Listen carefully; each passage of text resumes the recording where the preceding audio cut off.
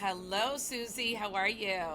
Adrian, I'm great this morning with you. Oh, thank you. You know what? I have missed you. You have been so super busy, as I know we all are. But thank you so much for taking the time. You take time. I'm just going to jump right in, but you take time for so many important things in your life. And you're out building, massive brands and doing funding and doing PR and doing all this stuff. But, one of the many things I love about you is you are always present and available for things that matter to you. Where do you think that comes from? I know it comes from your heart and your soul, but where does that come from, sort of looking back? What would you say? Oh, I think, for 20 years I was focused on turning around the businesses I was running. So, whether I was a director or a VP or a CMO, like really, it was that and then carpool my kids and then I was doing Mm, Ironman but I was just more kind of focused on just turning around the business and I didn't make space for, my exact work and my kids. I didn't make space for much else. And in the last 3 years, I'm making a lot of space. I take a lot of my source of strength from my twin, mind, body, and soul. And mm. the soul part is giving back, and that's brought me kind of the biggest richnesses in the last couple of years. Because with a second startup, it's tough. It's really tough, and without being able to tap into giving back and I do it naturally but I really wind up getting rewarded and I didn't really connect all those dots in my 30s and 40s but And we now I often, have. Yeah. yeah, and we often don't. And that's, sort of what I wanted to get at with you and, the future leaders that are up and coming. And it doesn't matter if they're in their 20s or in their 80s. I think if you haven't come to that sort of realization or have that knowledge or that space in your life and in your brain.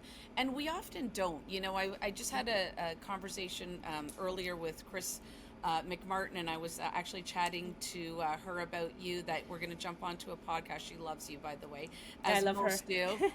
And so we talked about, how do you do it? And, thinking back, I was a single mom for many, many years of three young kids. You were Yeah. as well. Yeah. And I always say, Nike stole my slogan where you just do it, right? And Yep. people would always say, well, what do you do? How do you have your hair done? How do you have your makeup done? And I'm like, well, sometimes I get up at 4, sometimes it's Yep. 5. They're like, why would you do such a thing? And I'm like, because that's important to me, right? And Yep. going back to what you're saying and what we're kind of discussing now, you're sort of coming back to, I think, what is authentic to you and important to you, where you're giving back. I know you're a huge animal advocate and lover, and you do a lot of things, out of the kindness of your heart, which is so important. But the biggest thing that you said is you get rewarded as well. Because I think when you're giving and you're living in gratitude, there's no space for anything else. Would you agree with that? Yeah, I think it's a foundation of AA and Buddhism to give back. And my generation, we're just so busy running. There wasn't as much awareness that giving is the foundation to living in the moment. But we didn't have that as much. Like the Gen Zs that I see now, they kind of live at a different pace than my hours were crazy, my days were crazy. I would do the Ironman training and then the kids and then the commute and then the big job and then repeat with commute and dinner and kids. And there's a whole generation out there that seems a younger generation that's coming behind us, and they seem to have kind of tapped into more of the real balance between taking care of yourself, taking care of your soul, taking care of your animals, taking care of your friends. And oh yes, by the way, we also need to have a career. It's shifted a lot, so Yeah. now I'm in a place where I have a little bit more the luxury of kind of saying, okay, like I control my days and my hours and my time because I'm an entrepreneur.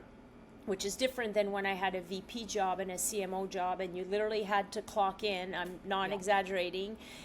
So I have the luxury of that. I'm not, exactly paycheck to paycheck as I was in my 40s as a single mom, even with a big job, the mortgage and living in Toronto.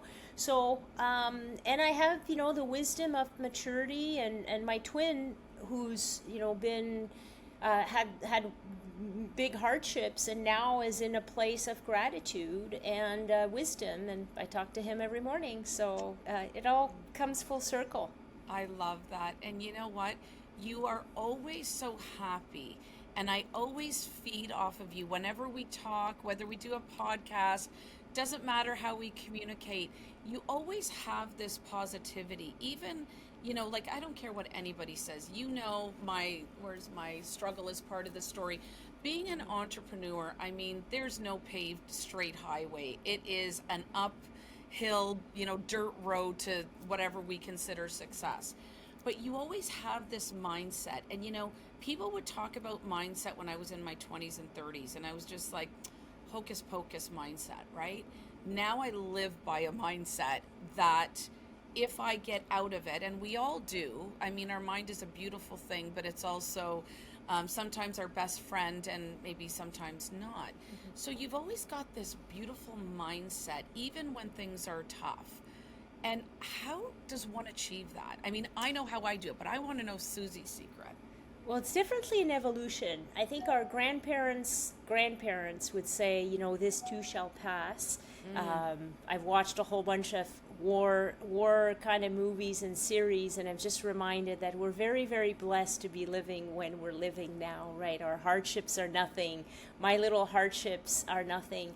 But it is an evolution and with maturity. When I was younger, I would get really kind of like upset and hard on myself and hard therefore on my environment, because you permeate, especially as you get into leadership roles.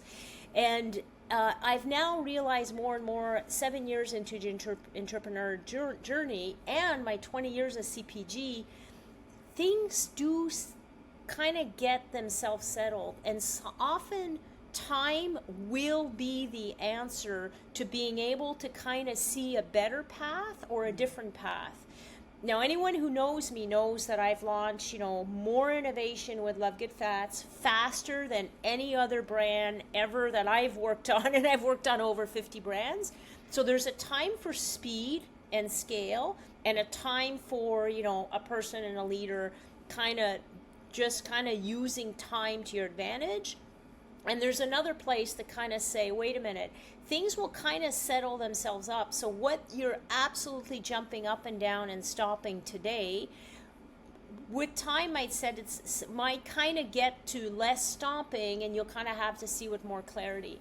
And I think maturity and age allows you to know where you are on that. Like, when should you, if I don't kind of drive this decision and execution, I'll lose first to market mover or this opportunity, getting listing at a certain date, versus you need the patience of time, because we'll be able to make a better decision.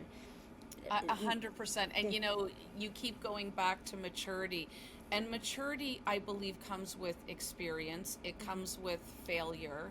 It comes with rejection. And it comes with knowing how to handle it. And you're right, I kind of look back 5 years, 10 years, 25 years of how, and then something happens in our life today, and it's like, geez, yesterday's Adrian would have acted this way, but today it's just so different. Oprah's got, she's one of my very near and dear, mentors, is, she says, when you don't know what to do nothing. And Right. I'm like, and she said it for years. I'm like, well, what does that mean? I'm a problem solver. I'm all about solutions. I can't do nothing. And it eventually came to me about 15 years ago how sitting still if you don't know the answer, and I don't mean sitting in your bed eating Yep. potato chips, I just Yep. mean don't stress, don't fret, don't freak out. The answer will come. It will come with you doing research. It will come with time passing.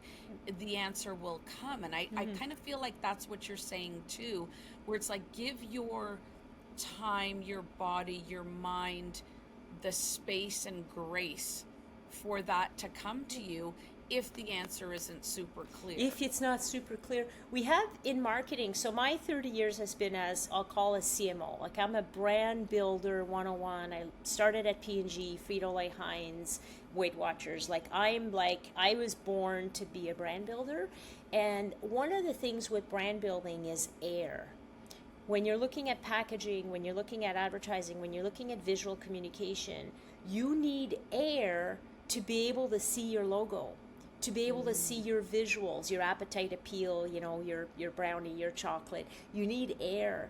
And it's the same analogy for us. I'll go to a yoga class and I'll go for a bike ride, and every single time, 1,000 out of 1,000 times, even this morning, I kind of frazzle, I'm leaving, there's a million things buzzing. And then by the end of my bike or my yoga, and it doesn't matter which one it is, there's been oxygen flowing and there's been air. 1,000 times I'll have an answer of one of the things that's been an issue will pop up. So I think that concept of slowing down and giving ourselves air, giving our soul, our brain air to kind of breathe, then in my case, my inner voice pops up, and then something literally magically pops into my brain, which is the answer. I don't know how it happens. It happens again and again and again and again. Like you said, 1,000% of the time. So, and I agree with you. I want to go back and for those who don't know in marketing what air means. Do you want to explain that? I know perfectly well. Again, the Nike slogan is, and their logo is perfect. And what does air mean in marketing? Yeah, and I just lost you there. So you know what? The odd time it will lag, but I can guarantee you, I can see you, and if you pop back up on the screen, everything will be fine at the end of it. Okay, and just to be triple sure, I'm going to, in case it's Plug us me, in. Yeah, I'm just gonna make absolutely sure that it's not my laptop. It's not. You know what? It's definitely not. Okay. So while you are plugging in, when you speak about air and oxygen and clearing your mind, whether that is with exercise or not, exercise is the number one thing. And it doesn't need to be super Suzie, Iron Man, full on, although you are a rock star and my hero, you know that. What does, it could be a walk just to clear, your mind. But what does air mean in marketing? So in marketing, just think about like really the simplest way to think about it is a packaging, like your product, or a product that you like. You look at the packaging. When you look at the packaging, there's usually three main things that you'll see on the packaging if it's done fairly well. One is the brand name. Two is a visual, a yummy piece of, if it's a chocolate, you'll see a piece of chocolate. If it's a bar, you'll see a bar. So you'll see the brand name. Visual, yeah. And then you'll see kind of some sort of descriptor, like delicious, chocolates, Slogan, maybe to bar. tagline. Yeah.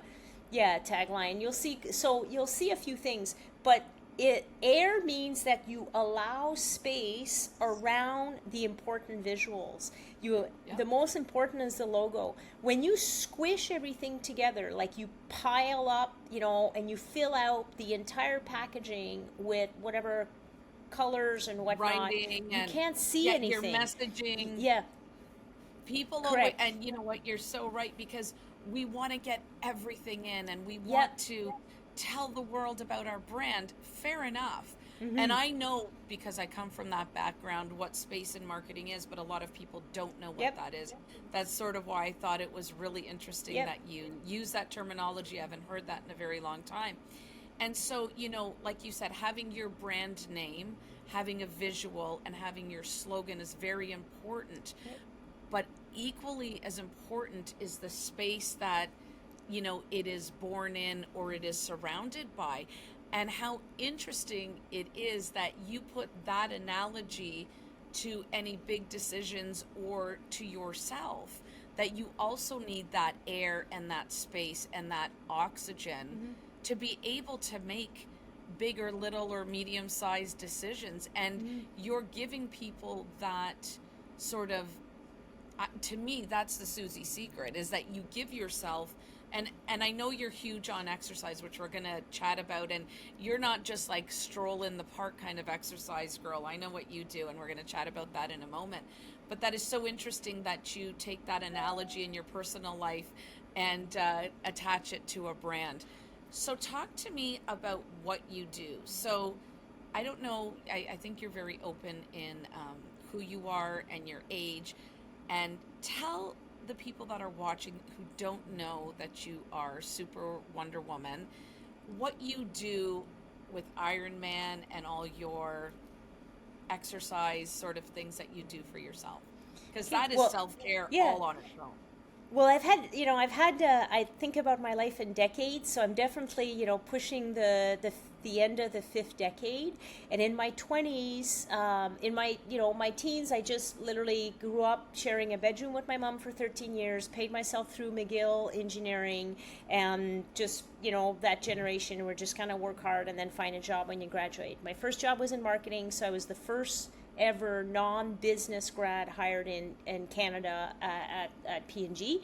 And it was an experiment. And that decade of my 20s was consumer packaged goods, how to build brands, between 12 like fantastic years of P&G, Frito-Lay, and Heinz. But then I discovered we were just a group in Toronto, and Saturday nights we'd do pub crawls and Sunday we'd be hungover, and I'm like, oh my goodness, there must be more to life than this. And I started running. I literally started running, to lose 10 pounds and to try to stay in shape. And I had a little calendar at work. I would try to work out twice a week, and within a year I was working out 11 times a week, and I was training for my first Ironman. And then I did my first Ironman, and then my second, then I went to Hawaii at the World Championship, then I went to Germany, East European Championship, etc. So my 20s were work and Ironman and all the social that comes when your lifestyle. Like I was with a large group at about 200 triathletes and GTA. We all knew each other. If you did Ironman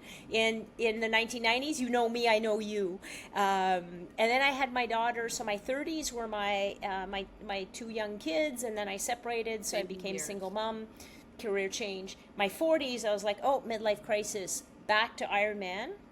So I just kind of did one triathlon, qualified for Ironman, did one marathon, qualified for Boston. I'm like, oh, wow. So I was on a roll for nearly 10 years.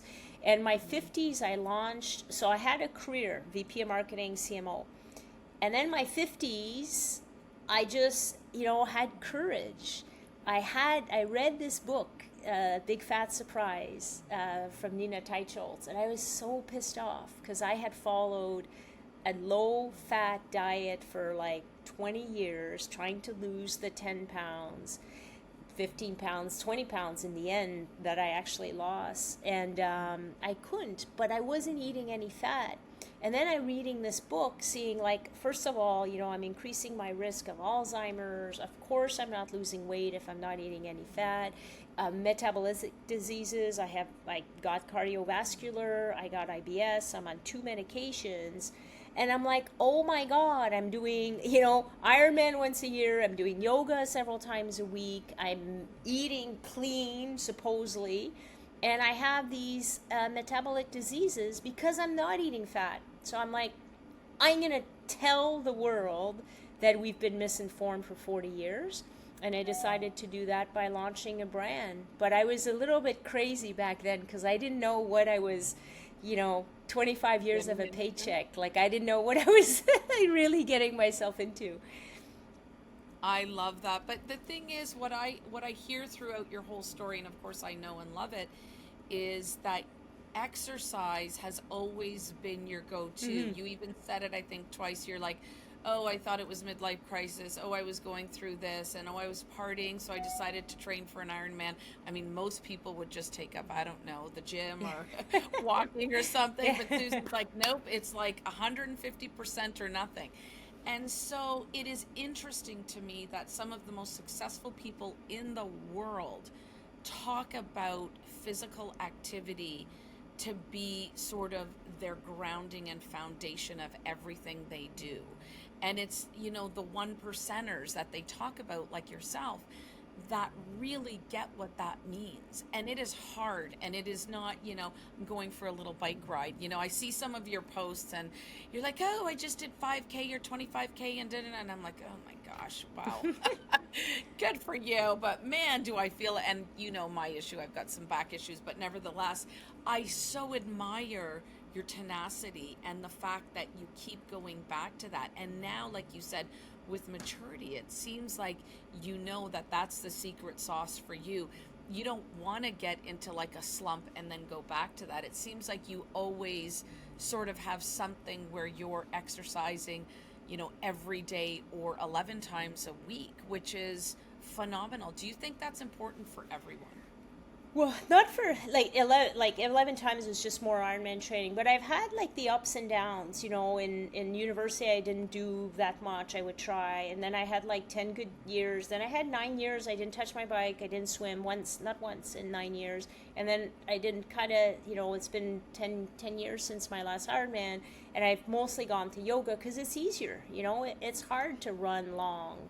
I didn't Yes, touch but my I bike. mean, yeah, I don't necessarily mean Yeah. Ironman, but you're always doing something physical.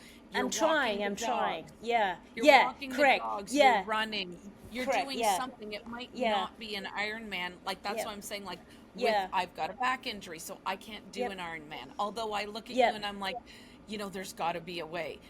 But, I feel And that and you're trying. still always Yep. moving. Would that be fair to say? I'm not sure if you heard the last part. You're always moving, regardless. You're Yeah. always I'm doing trying. something. I'm trying because it's been really rough the last 3, 4 years. Since with COVID and since COVID, I had a big job and then I stepped out, and then there was some issues with kind of who took over and how they made decisions. So then there was issues and it got pretty stressful. And then I decided to start a new brand, but starting a new brand post COVID is really, really tough. Like the world has changed, so it's not friendly to startups and CPG at all. And then, period, oh, oh, period, a lot of funding has dried up. So times are really tough without exercise. So I've had really tough days. I have days where I'm like crying and I'm down, and I feel like I just heard about the word rotting. It's on popular on TikTok, just kind of spending the weekend watching TikToks or Netflix or whatever. I just learned that. I'm like, okay, I think I can do that on some days, especially now because I'm on my own. My kids have moved out. So it is easier to just stay home and kind of not sulk, but kind of like, if you're having a tough time, it's kind of easy to spend a whole weekend online. And we didn't do that in my 20s, 30s, 40s. You just, like, no one kind of did that. But now you can easily, just kind of do that. And I've had, like, with tough times, like, I want to turn my brain off. So I try to say, okay, well, I'm not just going to spend these hours online, which I do enjoy, and it does give me a mental break. But I also kind of say, okay, well, I have dogs, I gotta walk them, and yoga. Many times I have to do like everyone, like, oh, kind of tired, my belly's off again. Maybe I'll skip today. Let's go. And And you every always time feel I go better. after, yeah, like, so I'm finding it rough. Like these are my toughest years because I'm not in the same like super shape, And we're older, um, and like times are tougher with businesses and this and that, but I do what 100%. the checklist is, right? Like give back, take care of your mind, body, and soul. And a little session like today, I'm gonna come off this podcast, I'm gonna want to give you a big hug, but I can't right now in person. And We it'll will give soon. me a springboard for the rest of my day, for the rest of my weekend. 100%. And you know what, though, Susie, again, what is so important is you're so authentic. So many times people get on social media and they're dancing and whooping it up, and they're, on their big fancy boat or in front of, their car, all which is, lots of times is not even Yeah. theirs, and it's rented. And people think, like, wow, this person's got the life, or wow, this person's doing really well, but there a lot of times they're not, and you're coming out and a lot of people watch you and respect what you have done, what you are doing, and what you will continue to do. So for you to come out and say, you know what, I have rough days and there's times I want to stay home all weekend and just binge Netflix or TikTok or whatever it is you're doing at the time, I love that, because who has not felt like Yeah. that? Raise your hand. And I call bullshit, because everybody's felt like that. But the Mm-hmm. more important message behind it is like, you know what? I can use every excuse. My kids are gone. We're a little bit older. I'm not as in shape. I don't feel like it. But like you say, showing up, you still show up. You still, go that extra mile. And really for you, it's many miles. But you still show up to the yoga studio, or you still show up for your dogs. And just going through that exercise alone, I think for people that are watching this podcast and are struggling, I think that that is such an important message. Just get out. Even if it's, you're walking from your house or your condo, apartment, whatever it is, to the end of the block, at least you're getting out, you're getting into the sun, you're being able just to get out of that space, because it's so easy, like you said, to stay in the confines of, your own personal space and, hell or whatever it is that you're going through at that moment. But I think the message that you're saying to people is just get out, Yeah, and I think, right? and Take yourself out of the yeah, situation. and just a last little bit on the personal side, because I know we have lots of chat and we have limited time on this one, but I'm my twin brother, were both adopted together when we were 3 months old, and we're from Quebec, little French Canadians, born to a Catholic woman who was single, so the church had to take us away. We were adopted. We grew up in Quebec. Um, he had 30 years of addiction, and he's been clean for 10 years. And the philosophy of AA, and the philosophy of hitting rock bottom and then building back up. He lost everything and he had to build back up his life.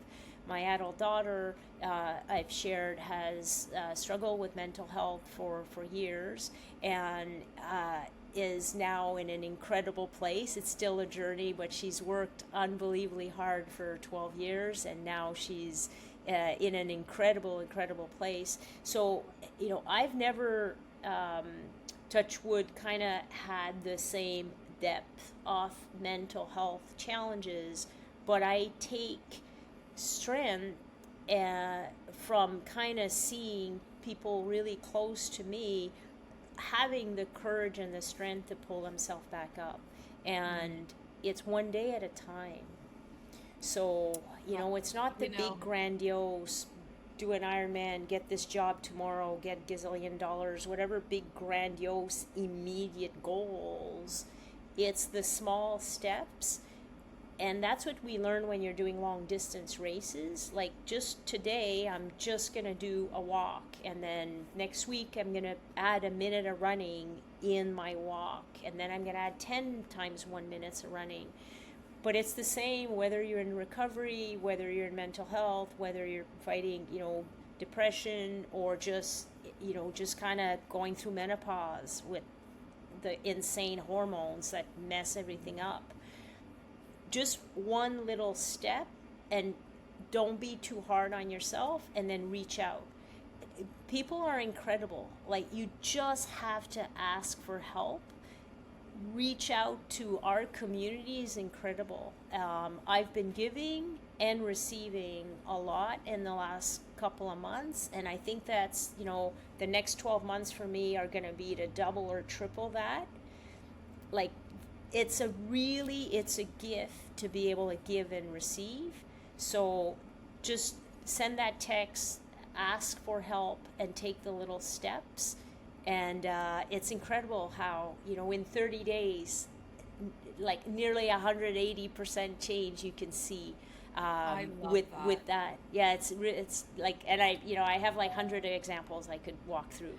And I think that needs to be our next Mm-hmm. podcast, because, I'm a huge mental health advocate, as well as anything to do with addiction and supporting our loved ones.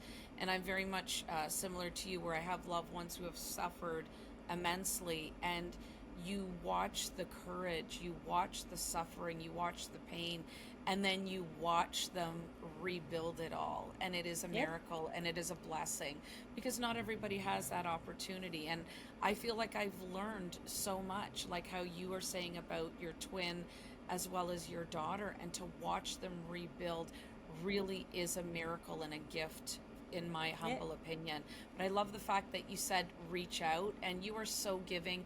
If anybody wants to reach out to either one of us, and we have a ton of Yep. resources sort of together that we can most definitely assist with.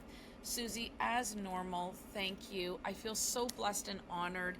Every time you and I are together, I learn so much, and I walk away feeling inspired and feeling just full of life. So thank you for being incredible, you.